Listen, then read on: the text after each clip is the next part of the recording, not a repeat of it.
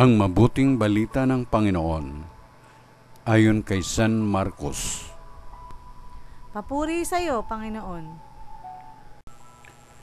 Noong panahong iyon, sinabi ni Jesus sa kanyang pagtuturo, "Mag-ingat kayo sa mga eskriba na mahilig maglalakad ng may mahahabang kasuotan at natutuwang pagpugayan sa mga liwasan. Ang ibig nila'y ang mga tanging luklukan sa mga sinagoga at ang mga upuang pangdangal sa mga piging. Inuubos nila ang kabuhayan ng mga babaeng balo at ang sinasangkalay ang pagdarasal ng mahaba, lalo pang bibigat ang parusa sa kanila."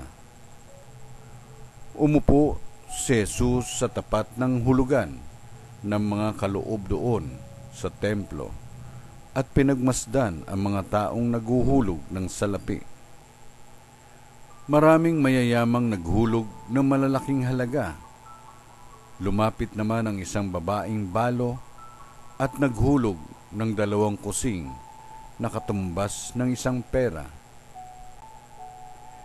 Tinawag ni Jesus ang kanyang mga alagad at kanyang sinabi, "Sinasabi ko sa inyo, ang dukhang balong iyon ay naghulog ng higit sa kanilang lahat.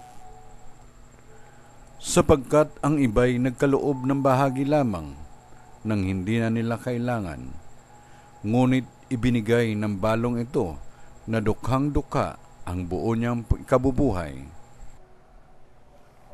Ang mabuting balita ng Panginoon. Pinupuri ka namin, Panginoong Hesukristo.